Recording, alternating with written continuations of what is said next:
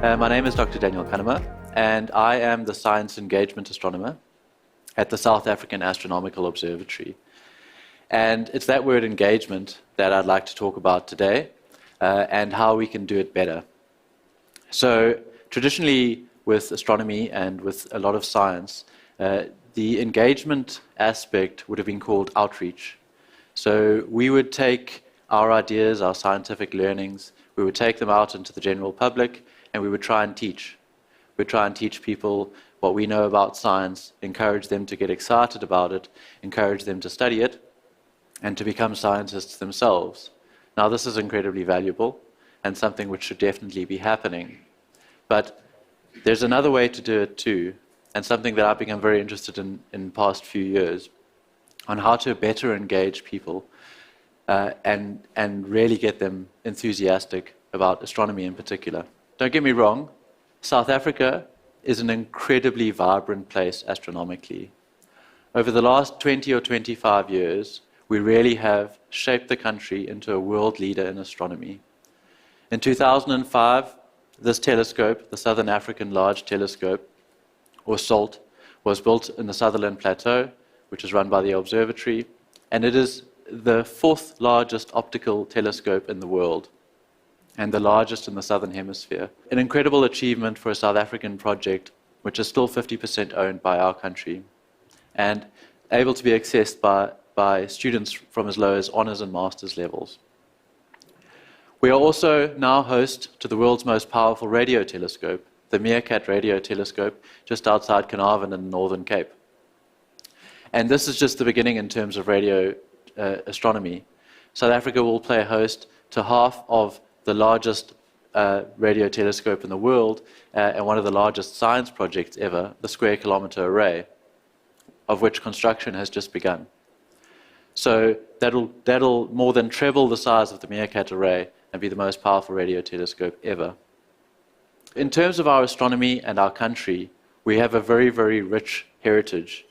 We have a very rich relationship, and we have beautiful skies, radio-quiet regions, and a huge geographic advantage, which was recognized by the government, and we have the Astronomy Geographic Advantage Act covering a large part of the Northern Cape, prioritizing our astronomy. But there's more to our country than just astronomy. We are an incredibly diverse nation. We have 11 official languages and an additional 10 or 20 significant languages. With those languages, there are a wide variety of cultures, a wide variety of heritage. And in order to actively engage our country with astronomy or in any other science, we need to engage those cultures and that heritage to make it applicable to the people we are communicating with, to try and inspire them and engage with them. We don't just want to do outreach where we preach what we know. We want to engage properly with the communities. We want to know their questions. We want to know their stories. And in that way, we can engage in a conversation with them and grow together. Over the past few years, I've engaged in various projects to try and work on this. Obviously, with such a diverse nation, this is a long-term project. We have begun working with the Khoi and San stories, in particular the Starlore that we've managed to find. In the future, we would like to expand this to a wide range of South African cultures and Southern African cultures. There is an incredible richness and diversity in our country, and I think that doing this as much as we can will be able to engage as many communities and cultures as possible into the richness of our country. Three of the projects I'd like to talk about today have focused, as I said, on Khoi and San Starlore.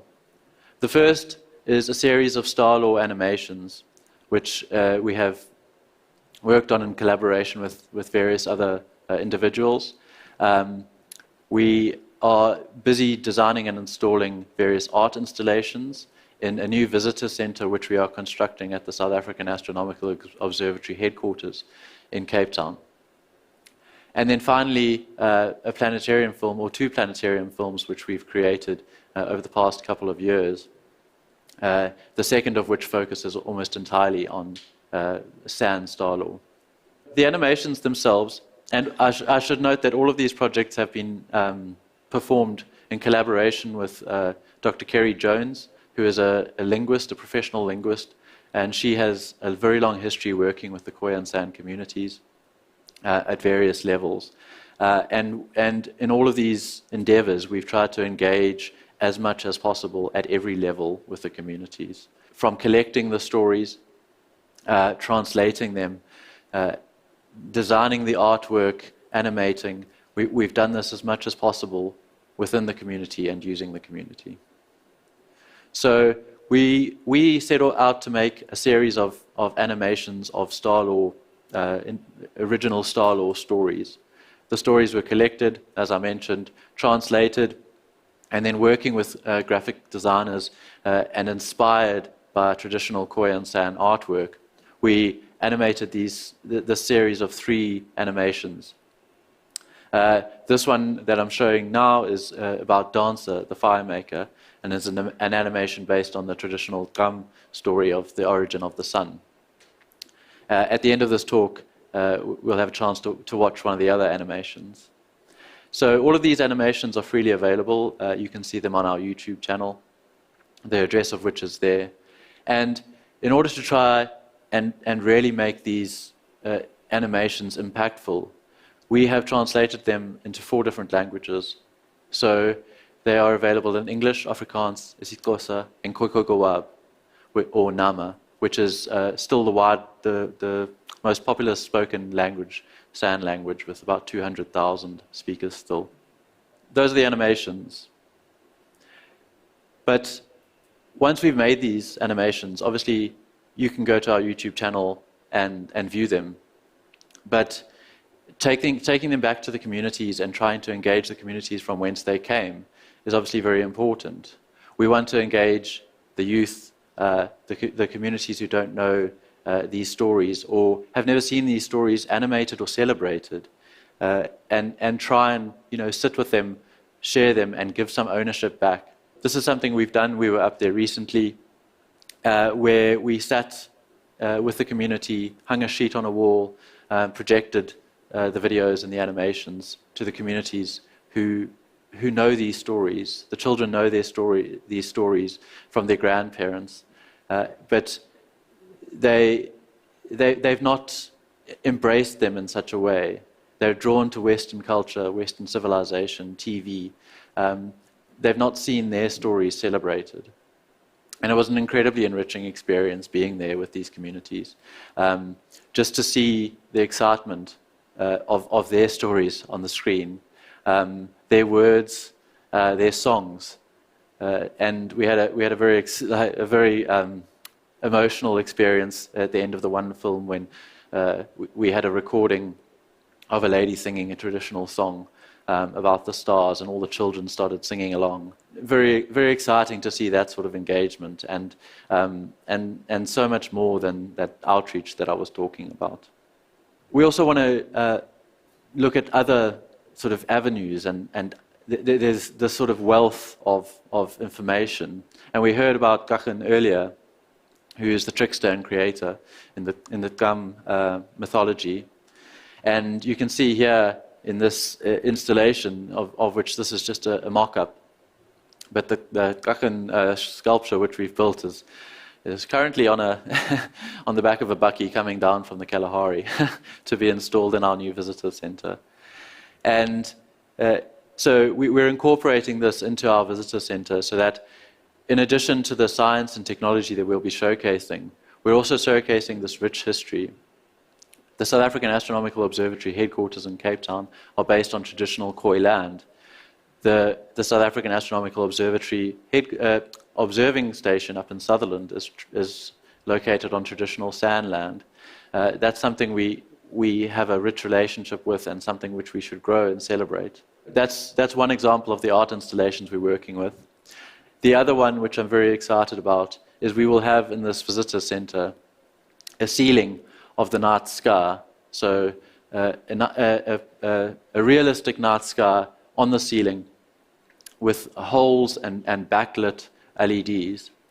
But rather than showing the traditional Western constellations, we'll be showing Kora constellations. The Kora language is moribund. There are no speakers left. But in researching these constellations, we came across in the Bleak and Lloyd collection, the very famous Bleak and Lloyd collection, which are tens of thousands of pages of notes, which Philip Bleak and Dorothea Lloyd collected in the late 1800s, working with the Khoi people in Cape Town and around, trying to understand their languages, translate them, understand their culture. And there are a few pages in that collection of the Kora constellations, where Dorothea Lloyd sat in Mowbray in Cape Town with a couple of individuals for a few nights in January 1874, and looked out at the stars, asked them to describe what they were seeing, and documented it. And in some cases, managed to tie it to a star or constellation that we would know, such as Orion's Belt.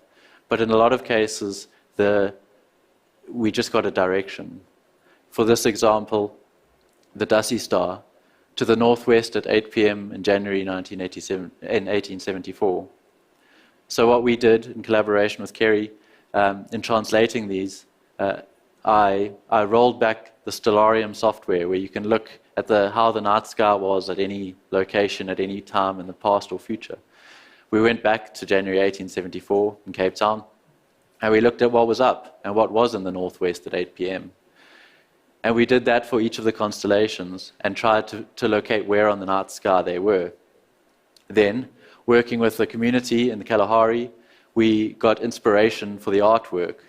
So, what would a Dussie look like in Khoi or San artwork? What would Nieland look like?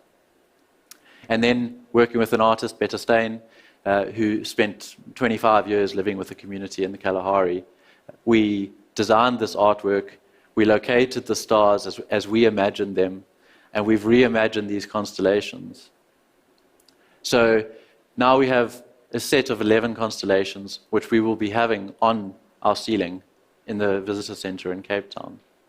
The constellations will also be available on the Stellarium software for anyone around the world to see, along with write-ups for each of them in 4 different languages once again. Finally, I'd like to talk about some of the planetarium content we've made. South Africa is home to now 4 digital planetaria. There's one in Cape Town, Bloemfontein, there's one in Sutherland, and a new one in Koffenwabe in the Eastern Cape. And as well as a multitude of mobile planetaria, which we can take around, inflatable planetaria. It's a very powerful way to engage people with the stars. Taking them into a planetarium in a fully immersive environment, you can transport them to almost anywhere in the world or in space. And we've made now two planetarium films on South African content, which never really been done before. These full-length, fully produced full-dome films. The first one's called Rising Star, which is a journey through South African astronomy, largely focusing on the science and the history of our relationship with the stars. And the second and most recent one, which will be opening in Cape Town in the Zico Planetarium in December, is called Sida Tswatswas, which is Nama for Our Beginning.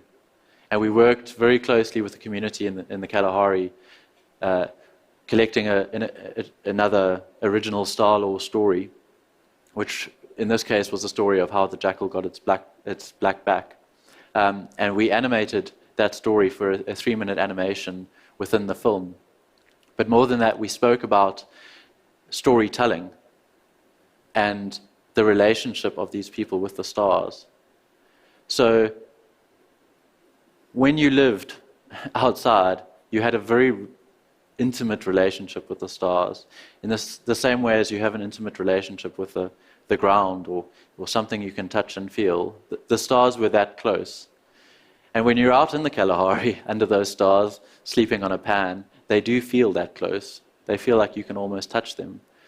And it's this sort of relationship with the stars which you can bring about through these storytelling techniques, collecting these stories, sharing these stories, giving people an ownership of their stories, their culture, their heritage, allowing them to celebrate that, be proud of it.